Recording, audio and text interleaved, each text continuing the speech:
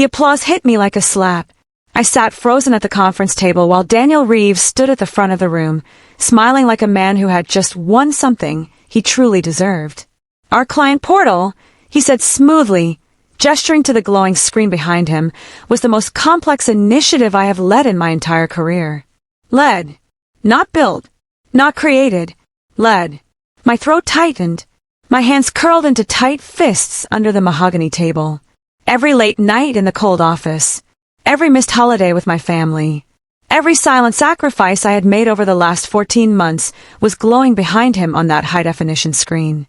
And my name was nowhere to be found. It was as if I did not exist. After the meeting, I followed him into the quiet hallway. "You forgot to mention me," I said quietly. He did not even hesitate. He leaned in slightly, his voice calm. "There is no proof. My name is Natalie Whitmore. I am 32 years old, and for the last few years, I serve as a senior systems analyst. Or at least, that is what my official title said on my email signature. In reality, I was the one people called when something impossible needed to work. I was the person who turned messy code into seamless logic. I did not complain about the workload. I did not play the office politics game. I just built things that lasted.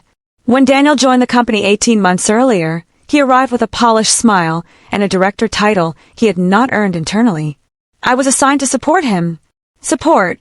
That was the polite word they used in the memos. But it did not stay that way for long.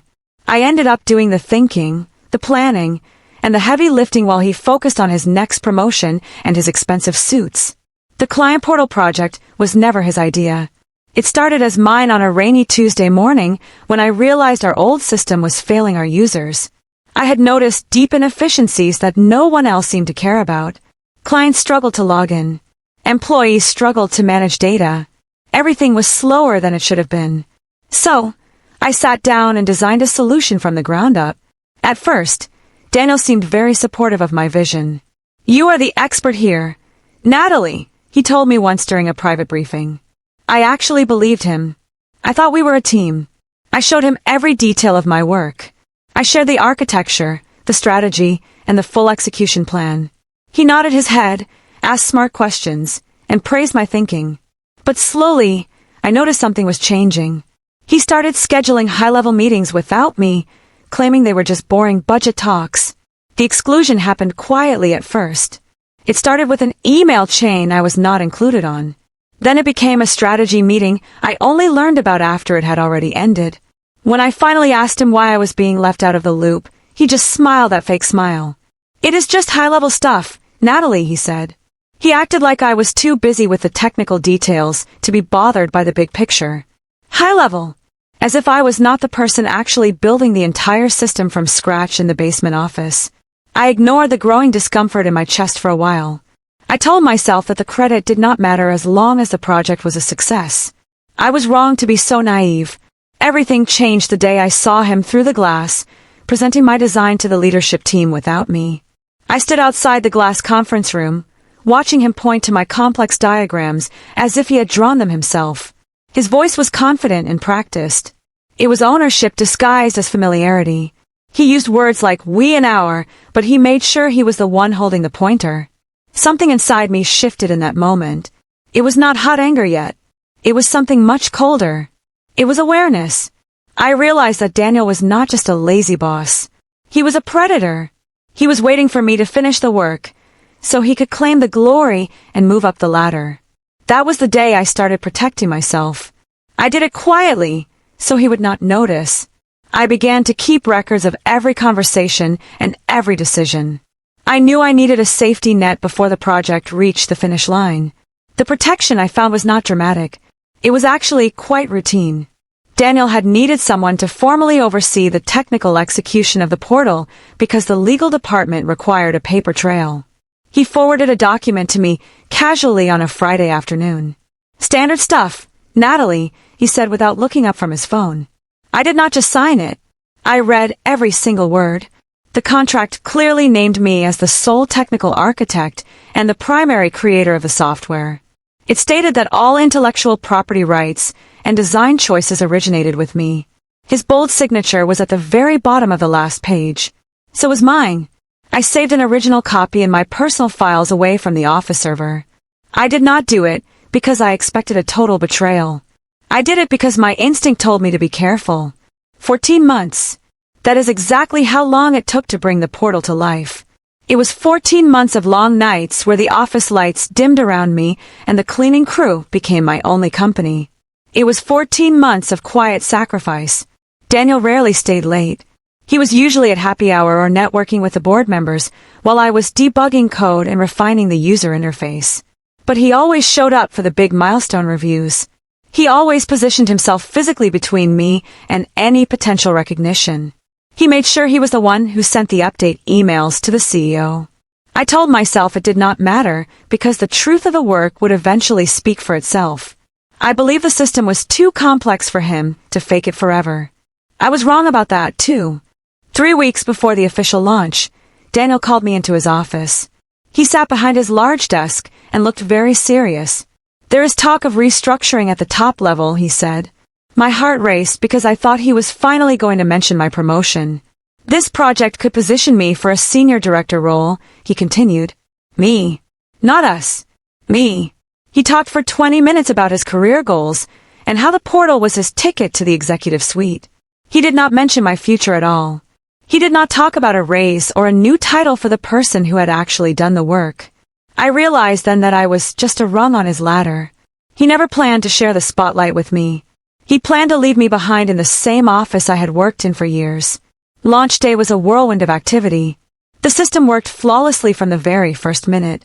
Clients praised the new interface, and leadership celebrated the innovation. Daniel spent the entire day receiving congratulations from every department. He walked around the office like a king returning from war. My inbox, however, stayed remarkably quiet. There was no public acknowledgement of my contribution. There was no thank you note from the executive team. Just silence. I sat at my desk and watched Daniel through his glass walls.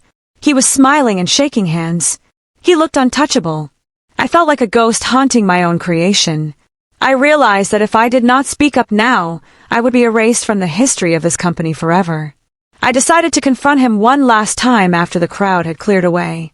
The company newsletter came out the following week, and it was the final blow. Daniel's face was at the very center of the front page. The headline read, "Leadership Drives Innovation." The article detailed his vision and his tireless efforts to modernize our digital infrastructure. His leadership, his innovation. I stared at the screen, feeling completely numb. He had not just taken the credit for the work. He had completely rewritten the history of the project to suit his narrative. In his version of the story, I was just a helper who followed his brilliant instructions. He had erased my hard work with a few clicks of a mouse. I felt the weight of 14 months of exhaustion crashing down on me. He thought he had won the game. He thought I was too weak to fight back against a senior director. My annual performance review was scheduled for the next day. It was shorter than usual. "You have done some solid support work this year, Natalie," Daniel said while looking at his watch. Support. The word landed like poison in my ear. He gave me a standard cost of living increase but no promotion and no bonus for the portal project. He acted as if I should be grateful just to have a job. I did not scream. I did not cry. I just sat there and nodded calmly as he spoke. I played the part of the loyal employee perfectly.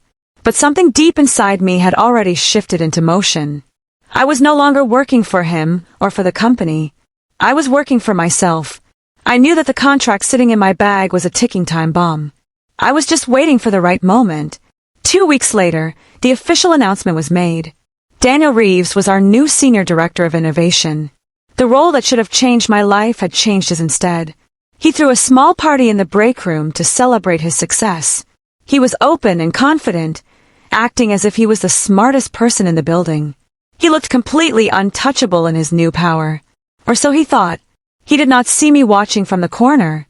He did not see the way I was documenting the technical questions he could not answer during the celebration. He was so caught up in the lie that he had forgotten he did not actually know how the portal functioned. He was a king with no knowledge of his own kingdom. His arrogance was the first crack in his foundation, and I noticed it. After his promotion, Daniel began delegating even more aggressively. He spoke to me with a new kind of casual authority that was incredibly insulting. He treated me as if I had always been far beneath him. He would drop piles of work on my desk at 5 o'clock and expect it done by morning.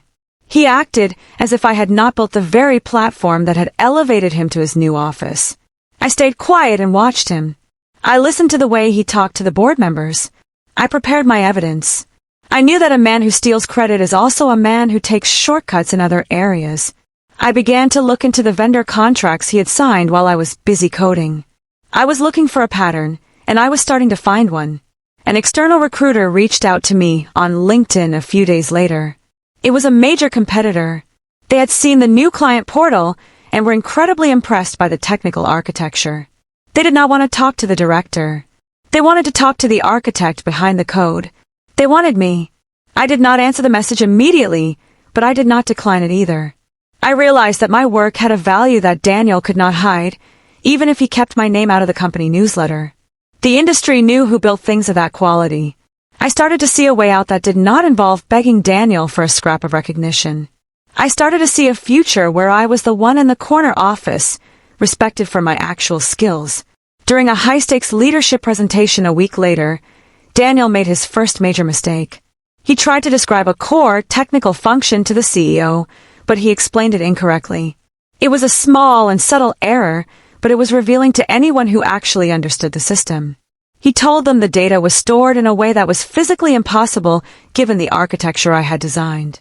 I saw the CEO frown and tilt his head. For a split second, the polished mask Daniel wore slipped. He did not truly understand the system because he had not spent the nights building it. He had only memorized the bullet points. The seed of doubt was planted in the minds of the leadership team. They began to wonder why the director of innovation did not know how his own innovation worked. I finally accepted the interview with the competitor. Then I went to another interview, and then one more. Each conversation with them reminded me of my true worth. They spoke to me with respect. They asked deep technical questions that I could answer with ease. It was a stark contrast to Daniel's version of reality. They saw the architect, not the support staff. I realized that I did not need Daniel's permission to be successful. The truth of my work was a portable asset that I could take anywhere. I knew my moment to leave was coming fast. I just had to wait for the portal to require its first major security update. I knew Daniel would not be able to handle it without me. I wanted to be gone before the first system crash happened under his watch. The competitor made me a formal offer. It was a leadership role with a significantly higher salary and real authority. It was everything Daniel had taken from me at my current firm. They offered me stock options and a team of my own to manage. They promised me real ownership of my future projects. It was a dream offer, and it felt like a heavy weight was lifting off my shoulders. Everything he had stolen, they were giving back with interest. But I was not finished with Daniel Reeves just yet.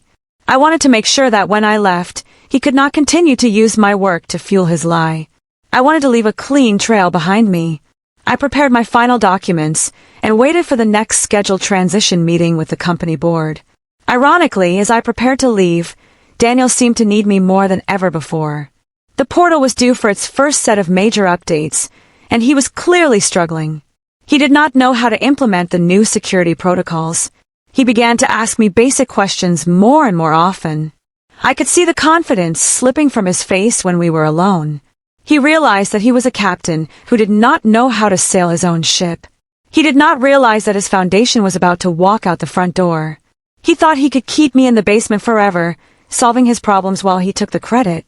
He had no idea that I had already signed my new contract.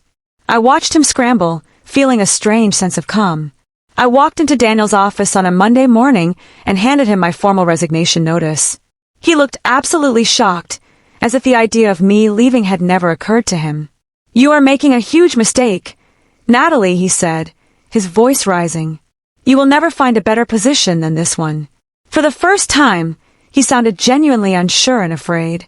He tried to tell me that I was a vital part of his team. He tried to offer me a small raise on the spot. It was too little and far too late. I did not argue with him. I did not try to explain my reasons or tell him about the new job. I just smiled at him and walked back to my desk. I had given my 2 weeks, and the clock was finally ticking. The leadership team scheduled a final transition meeting for my last week. They needed total clarity on the technical aspects of the portal before I left. They wanted to make sure the senior director had everything he needed to manage the system. During the meeting, Daniel struggled to answer even the most basic questions about the data migration process. He kept looking at me for help, but I stayed silent. I let the silence stretch out until it became uncomfortable for everyone in the room. His authority began to crack in front of the board. They saw his sweat. They saw his hesitation. They began to realize that the man they had promoted was not the man who had built the engine of their success. The tension in the room was thick and heavy. One of the board members finally asked for the original documentation of the project. They wanted to see the formal ownership records and the architectural authority. This was the moment I had been waiting for. I reached into my bag and provided the contract I had saved months ago. It was signed, dated, and perfectly clear. I laid it on the center of the table for everyone to see. It named me as the sole creator and technical lead. Daniel's own signature was right there, undeniable and bold. The room went completely silent as the board members passed the document around. They looked at the contract, then they looked at Daniel, and then they looked at me. The truth was finally sitting on the table, and there was no way for him to hide it. Daniel's confidence vanished instantly. His face went pale, and he began to stammer. He tried to explain that the contract was just a formality for the legal department. He tried to reposition the story, claiming he had provided the vision while I just did the typing. But the truth was already visible to everyone. The contract was too specific. It detailed design choices he did not even understand. He had claimed the work as his own, and now he was caught in a massive lie. The CEO looked at him with a coldness that I had never seen before. Everyone in that room now knew that the senior director of innovation was a fraud. He had built his new career on a foundation of stolen work, and that foundation had just crumbled into dust. The leadership team launched an immediate internal review of Daniel's entire department. His credibility was completely shattered within an hour. They began to look into his other projects and found similar patterns of taking credit for others' work. His title, which he had celebrated so openly, became incredibly fragile. He was no longer the rising star of the company. He was a liability. I watched the fallout from my desk on my final day. I did not feel a sense of joy in his misery. I just felt a deep sense of peace. He had not lost because I had attacked him with lies. He had lost because the truth had finally been revealed. He had exposed himself through his own greed and his own signed documents. He had underestimated the person he thought was just support. My final day at the company arrived quietly. There was no grand confrontation and no dramatic exit. I packed my small box of personal items and said my goodbyes to the coworkers who had always been kind to me. I walked out of the building for the last time, feeling lighter than I had in years. I knew that the truth had been restored to its proper place. It was not a loud victory, but it was a permanent one. I left behind a legacy of hard work that was now officially recognized by the board. I walked to my car, feeling the warm sun on my face. I was heading toward a new beginning where I would be valued for who I actually was. The ghost in the machine was finally stepping out into the light. Months later, I heard from an old friend that Daniel Reeves was gone. He had not been demoted. He had been forced to leave the industry entirely. His career had completely unraveled under the weight of his own arrogance and the formal review. Meanwhile, I stood in my new office at the competitor's firm. Sunlight was spilling across my large desk, and my new team was waiting for our morning meeting. I was respected, valued, and finally seen. I never contacted Daniel again. I never needed to, because in the end, the most powerful revenge was not exposing him. It was proving to myself that my worth had never depended on his recognition. The contract he thought meant absolutely nothing had actually meant everything. I had the proof I needed all along.